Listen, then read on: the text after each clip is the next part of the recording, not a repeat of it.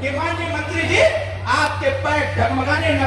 अन्य पार्टियों में और भारतीय समाज पार्टी में जमीन आसमान का अंतर है।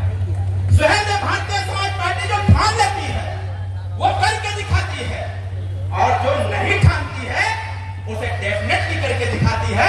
इसे तो पक्का हम करके दिखाएंगे ताकि जनता का विश्वास पार्टी जिंदाबाद करेंगे। क्या ये मंच, क्या ये जनता, ये सामने बैठे हुए मालिक, ये मंच पर बैठे हुए नेता, हम आप सबसे आग्रह करेंगे कि इस कार्यक्रम में जितने लोग उपस्थित हैं, आप सब लोग इस कार्यक्रम में जितने लोग भी आए हैं, मैं आप सबसे आग्रह करता हूं कि सब लोग अपने अपने हाथ से अपनी अपनी ताली बजा करके अपना अपना स्वागत करिए। आप अपना स्वागत करेंगे, आपके हाथों से मधुर ताली का स्वागत आपके नेता तक पहुंचेगा। सब लोग जोरदार ताली बजा के अपना अपना स्वागत करने का काम करिए। साथियों, लड़ाई वही है, एक लाइन है। बेशक आज हम सरकार में है, आज हम सरकार में है जिसकी आपको भरकाज थी। आपने बहुत पहले, मुझे याद है जब मैं 14 साल का था, इसी मैदान में आया था, बस व्यवस्थाएं बदली थी। ये जो मंच है, मंच का मुंह ढका था, अरे मैदान पूरा खचाखच भरा हुआ था। जैसे मैदान में प्रवेश किया तो मुझे याद आ गया 14 साल पर, जब मैं 14 साल की अवस्था में था, तब मैं इसी मंच से यहाँ भाषण दिया और मैंने कहा था कि दुख है तो दुख का कारण है, और अगर कारण है तो इसका निवारण भी है, और हर दुख का निवारण कोई है तो हमारे बीच में बैठा हुआ हमारा नेता ओम प्रकाश रावत और ये सुहेलदेव भारतीय समाज पार्टी के साथियों आज उसी मैदान में बैठे हैं।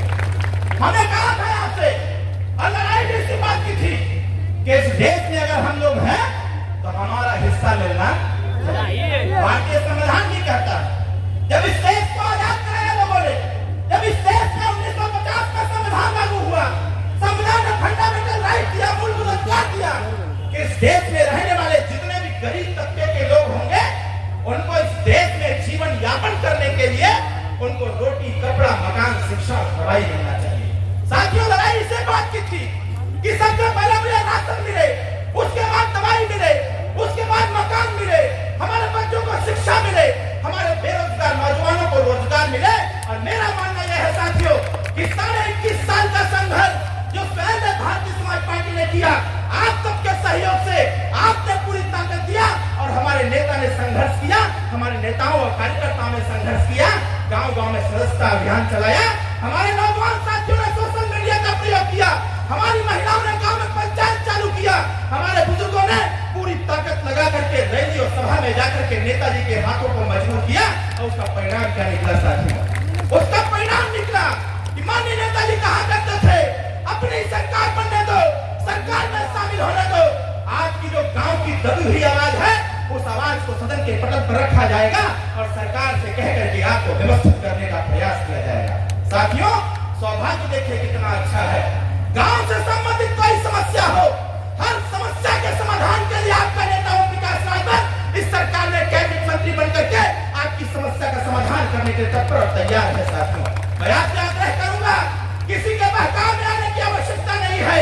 सुहेलदेव भारतीय समाज पार्टी ने सदस्यता अभियान चलाया है। नौजवान भाइयों, मेरी एक बात आप स्वीकार कर लो, मैं इस बात को बड़े जोर के साथ कहना चाहता हूँ। साथियों, आपके दादाजी ने संघर्ष किया, आज हमें क्या पड़ी है? आप बताओ, पूरा देश का एक भी नेता जो अपने बेटे को राजनीति में लाया हो, और लाया हो तो बचपन से लाया हो, जब वो नेता अपनी पूरी व्यवस्था बना देता है तो उसके बेटे मजा लेने के लिए आ जाते हैं। लेकिन साथियों, मैं बचपन से, हमको लगता है कि 8 साल का मैं था, तब से लेकर के आज तक आपके बीच में टहलता हूँ और एक ही बात में टहलता हूँ, हमारे दादाजी ने मेहनत किया कि समाज का कल्याण हो, हमारे पिताजी मेहनत कर रहे समाज का कल्याण हो, तो फिर मैं पीछे क्यों रहूं? मैंने भी कहा मैं भी मेहनत करूंगा और अपने नौजवान भाइयों से कहूंगा, समय बदलते देर नहीं लगता। अगर एक विधायक पर झारखंड में मुख्यमंत्री बना जा सकता है साथियों, तो सुहेलदेव भारतीय समाज पार्टी इस स्थिति में है, जिस दिन 50 विधायक इस पार्टी से पैदा होंगे, उस दिन मुख्यमंत्री की कुर्सी पर आके पार्टी का नेता होगा। फिर होना नहीं रहेगा। ये जो हमारे बीच में दादा बैठे हैं, कोई 60 साल, 70 साल, 80 साल, 95 साल का बुजुर्ग यहाँ पर आया हुआ है, यहाँ एक हौसला लेकर के आया हुआ है। अब उसको नौकरी नहीं करना है, उसको अपनी व्यवस्था से नहीं मतलब, उसको पता है कि 5 साल में क्या हो जाएगा कोई नहीं जानता। लेकिन नौजवान भाइयों, एक बात अपने दिमाग में बैठाइए, अगर आपके दादाजी भी चल करके यहाँ पर आए हैं और आपके पिताजी भी चल करके यहाँ पर आए हैं और साथ साथ आप भी चल करके आए हो साथियों, यही है सत्ता तक पहुंचने का सबसे मास्टर प्लान साथियों। जब 3 पीढ़ी एक पार्टी को सत्ता में पहुंचाने में लग जाए, जब 3 पीढ़ी अपनी व्यवस्थाओं के निर्माण में लग जाए, जब 3 पीढ़ी मिलकर के अपनी दुर्व्यवस्थाओं को बदलने का प्रयास चालू कर दे, तो 100% साथियों वो दिन दूर नहीं होगा जिस दिन आपकी सारी समस्याओं का समाधान होगा। आज माननीय नेताजी हैं, हम सब लोग प्रयास कर रहे हैं, ये हमारी महिलाएं हैं, अभी 2 बच्चियां आई थी यहाँ, उन्होंने कहा हम तो बच्चियों के हौसले को धन्यवाद देते हैं कि कम से कम छोटी सी बच्ची 12-13 साल की अवस्था वाली बच्ची आकर के अपने मंत्री से एकदम सहजता के साथ कह रही है कि मंत्री जी हमारे गांव में भी कुछ काम हो जाता। मैं धन्यवाद देता हूँ उस बच्ची को, मैं धन्यवाद देता हूँ नौजवान साथियों को जो लोग मंच पर आकर के उन्होंने अपने गाँव की बात रखने का प्रयास किया। इतनी सरलता और सहजता के साथ साथियों कोई मंत्री नहीं मिल सकता है। इसलिए मैं कहना चाहता हूँ उत्तर प्रदेश की कुर्सी पर ऐसे नेता को बैठाओ जो सहज हो, सरल हो और आम जनता की बात सुनने के लिए तत्पर तैयार हो और सिर्फ सुनने का ही काम न करे बल्कि समाधान करने का काम करे साथियों। ऐसा नेता हम सबको जानने की और आवश्यकता है, इस पार्टी के संगठन को और मजबूत करने की आवश्यकता है। आप स्मरण करो, याद करिए आप वो दिन जब आप अपने गांव से निकलते थे, वही विरोधी तबके के लोग कहा करते थे अरे कहाँ झंडा लेके जा रहे हो। जब आप कहते थे कि रैली में जा रहे हैं तो लोग कहते थे कि पार्टी जीतने वाली नहीं है, पार्टी जीतने वाली नहीं है, आप उतना परेशान हो रहे हो। लेकिन साथियों आपने हौसला अपना नहीं तोड़ा और आपने कहा कि अगर किसी ने कहा है संघर्ष करने की बात है, किसी ने कहा है तो हम उस दिन तक संघर्ष करेंगे जब तक हमारे बच्चों की व्यवस्था नहीं बदल जाती, हमारे बच्चों को फ्री में शिक्षा नहीं मिल जाती, हमारे बेरोजगार नौजवानों को रोजगार नहीं मिल जाता, थाने पर न्याय नहीं हो जाता, तहसील पर न्याय नहीं मिल जाता, गांव का कल्याण नहीं हो जाता और उत्तर प्रदेश में हमारी सरकार नहीं बन जाती, तब तक हम लोग चैन से बैठने वाले नहीं है। बताइए बात सही है कि गलत है? कितने लोग चाहते हैं कि उत्तर प्रदेश में अपनी सरकार बने? साथियों दूसरे के कंधे पर बंदूक रख करके हम युद्ध नहीं लड़ सकते। अगर हमको युद्ध के मैदान में उतरना है तो हमें वो सारे कला जानने की आवश्यकता है, उस युद्ध के मैदान में से सेना को उतरने की आवश्यकता है। मैंने एक बार चाइना पर हमने बात बोल दिया था, हमें कहा था क्योंकि पार्टी की मांग भी है अगर इस देश में सारे रेजिमेंट बन सकते हैं तो फिर राजभर रेजिमेंट क्यों नहीं बन सकता है। जब हमने ये बात कहा तो बहुत सारे लोगों के मन में खलबली मच गई कि अगर ये बात प्राथमिकता के साथ दिल्ली की सदन में उठ गया, उत्तर प्रदेश की सदन में उठ गया तो राजभर रेजिमेंट बन सकता है। और क्यों नहीं बन सकता है जब इस देश में 165 वाला राजभर थे, इस देश की आन बान सम्मान को बचाने का काम राजभर समाज के लोगों ने किया था। इस देश में जब माँ बहनों की इज्जत लूटी जा रही थी तो राजभर सैनिकों ने इसको बचाने का काम किया था। तो लोकतंत्र के संविधान के अनुसार इस देश में राजभर रेजिमेंट भी बनना चाहिए साथियों। इसकी लड़ाई में लड़ते हैं। इसका मैं आपसे आग्रह करता हूँ, हमारे कार्यकर्ता आपके गांव तक जाते हैं, माताओं आपसे आग्रह है परेशान मत होइएगा, कदापि परेशान होने की आवश्यकता नहीं है क्योंकि ये पार्टी आपकी है, ये नेता आपके हैं, हम सब लोग आपके हैं। वो समय आने दीजिए जैसे आपके घर में भी खुशहाली होगी और आप भी कहोगे अगर हमने 20 साल तक पार्टी में संघर्ष किया तो 20 साल के बाद हमारे बच्चों को इसका सूद समेत सब कुछ वापस करने का निर्णय पार्टी ने ले रखा है। साथियों आपको घबराने की आवश्यकता है। हम लोग गाँव में जाते हैं, हमारी महिलाएं हमसे कहती, अभी मैं गया था गाँव में तो वहां महिलाओं ने रात को हमको घेरा, हमसे कहा कि अरविंद बाबू आप बोले थे गांव की चौपाल में कि उत्तर प्रदेश से दारू बंद करवाया जाएगा। आप बताइए यहाँ इतने लोग हैं, बताइए दारू बंद होना चाहिए कि नहीं होना चाहिए? दोनों हाथ खाइए, कितने लोग चाहते हैं कि दारू बंद हो जाए? सब लोग चाहते हैं दारू बंद हो जाए।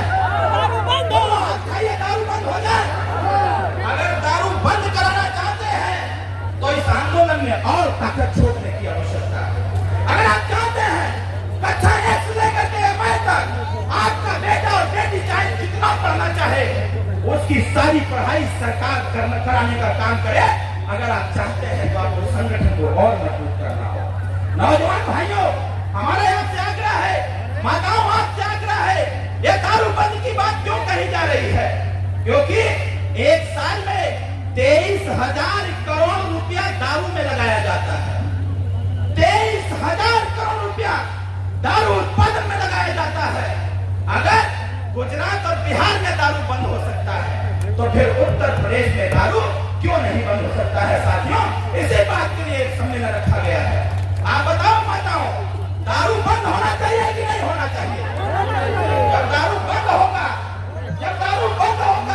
23,000 करोड़ रुपया का प्रयोग छोटे छोटे कल कारखाने उद्योग धंधे लगाने पर लगाया जाएगा।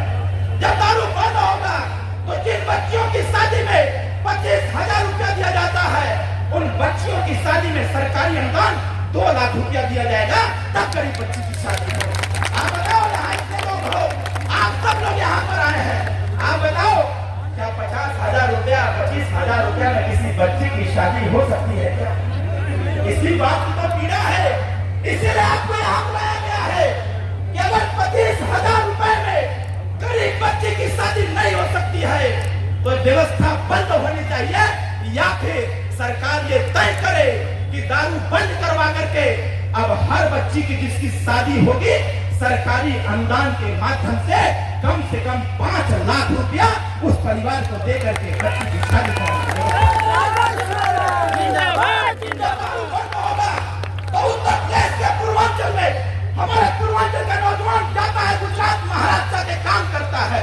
अरे भाई, अगर हमारे उत्तर प्रदेश का इस गाजीपुर का नौजवान गुजरात में फैक्ट्री चला सकता है, पंजाब में फैक्ट्री चला सकता है, लुधियाना में चला सकता है, महाराष्ट्र में चला सकता है, अगर फैक्ट्री गाजीपुर में लग जाए और यहाँ के नौजवानों को यहीं पर रोजगार मिलना चालू हो जाए तो क्या बताओ यहाँ की फैक्ट्री नहीं चल सकती है? चल सकती है। इसमें पहुंचने की आवश्यकता है। इसलिए पार्टी ने तय कर रखा है जब हमारी सरकार आएगी तो व्यवस्था बनाया जाएगा जिस प्रकार से आज की सरकार ने 1 डिस्ट्रिक्ट 1 प्रोडक्ट की बात करती है, उसी प्रकार से 1 ब्लॉक 1 इंडस्ट्री की व्यवस्था किया जाएगा। एक ब्लॉक में एक इंडस्ट्री लगेगी ताकि उस ब्लॉक के नौजवान उसमें जाके काम करने का काम करे। अब हमारे गाजीपुर का कोई भी नौजवान वो गुजरात और महाराष्ट्र जाकर के लाभ खाने का काम नहीं करेगा। आप बताइए, आप सारी बातों के बाद आप बताइए साथ देंगे कि नहीं देंगे? जोर से बोलिए। कितने लोग नेताजी का साथ देंगे? जरा हाथ उठा के बताइए, दोनों हाथ उठा के बताइए। ये लड़ाई लड़ी जाए कि ना लड़ी जाए? कितने लोग चाहते हैं कि ये लड़ाई लड़ी जाए? दोनों हाथ उठा के बताइए, हाथ नीचे करिए। माताओं, आप बताओ, दारू बंद होए के चाहिए कि ना होए के चाहिए? बंद होए के चाहिए। अभी नेताजी आए हैं, माननीय मंत्री जी बताएंगे जो बात हम मन से करते हैं वही बात हम जा करके नीचे करते हैं, वही बात हम सरकार में रहकर करते हैं और शायद उसी का परिणाम है। साथियों, पूरे प्रदेश की जनता देखना चालू कर दी है कि उत्तर प्रदेश में नायक की आवश्यकता है और वो नायक कोई है तो उसका नाम ओम प्रकाश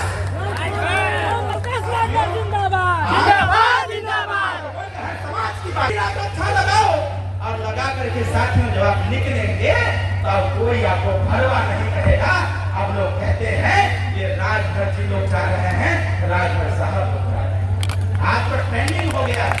मैं देखता हूँ सोशल मीडिया पर जब भी कोई पोस्ट करता है तो हैशटैग के माध्यम से राजभर जी लगाता है। अब एक लड़का बोर्ड पर लिख करके लेके आया था राजभर सिंह। अरे मित्र, इस देश में हम लोग राजा थे, ये तो व्यवस्था पलटी और राजा से हम लोग भिखारी बन गए। लेकिन देखो, इस देश में एक नायक पैदा होता है हमेशा, और एक नायक पैदा हुआ है। आने वाले समयों तक ऐसी स्थिति बदला जाएगा। साथियों, अगर पार्टी से 6 राजा बनाया जा सकता है, 1 महाराजा बन सकता है, वो दिन दूर नहीं है जब इस उत्तर प्रदेश का इकलौता राजा ओम प्रकाश राजभर बनेगा। साथियों, फिर हमारी व्यवस्थाओं का निर्माण होगा, व्यवस्थाओं का संचालन होगा। इन्हीं जन शब्दों के साथ अपने सभी युवा भाइयों को बहुत बहुत धन्यवाद देते हुए, माता जी लोगों से प्रणाम करते हुए और आप सबसे बड़े बुजुर्गों से आशीर्वाद चाहता हूं। आप बताइए आशीर्वाद देंगे कि नहीं देंगे? हमको लड़ाई लड़ा जाए ना? कितने लोग आशीर्वाद दे रहे हैं? जरा हाथ करके आशीर्वाद दीजिए, माननीय मंत्री जी को आशीर्वाद दीजिए कि माननीय मंत्री जी आपके पैर डगमगाने न पाए, वो चाहे आरक्षण का मसला हो, चाहे शिक्षा का मसला हो, चाहे किसी भी चीज का मसला हो, हर मसले का समाधान सिर्फ एक सुहेलदेव भारतीय समाज पार्टी। इन्हीं शब्दों के साथ मैं बहुत बहुत धन्यवाद देते हुए मैं अपने वाणी के यहीं पर विराम देता हूँ और आपसे एक जयकारे के साथ अपनी बात को समाप्त। पहले मैं बोलूंगा, उसके बाद देखता हूँ कि मैं तेज बोल रहा हूँ कि आप तेज बोल रहे हैं। हमारे साथ बोलिएगा, जय सुहेलदेव। आवाज ना आई? सबसे ज्यादा तेज माता जी लोग बोलनी है। अभी यह देखे कि बाकी तेज के बोला था। हमारे बोलने के बाद बोलिएगा, जय सुहेलदेव। भारतीय समाज पार्टी जिंदाबाद, जिंदाबाद, जिंदाबाद। भारतीय समाज पार्टी जिंदाबाद, जिंदाबाद, जिंदाबाद। भारतीय समाज पार्टी जिंदाबाद, जिंदाबाद, जिंदाबाद। ओम प्रकाश राजभर जिंदाबाद, जिंदाबाद, जिंदाबाद। ओम प्रकाश राजभर जिंदाबाद, जिंदाबाद, जिंदाबाद। युवा शक्ति जिंदाबाद, जिंदाबाद, जिंदाबाद। युवा शक्ति जिंदाबाद, जिंदाबाद, जिंदाबाद। महिला शक्ति जिंदाबाद, जिंदाबाद, जिंदाबाद। महिला शक्ति जिंदाबाद, जिंदाबाद, जिंदाबाद। बहुत बहुत धन्यवाद। हमारे बीच में श्री दिनेश राम जी हैं जो बहुजन समाज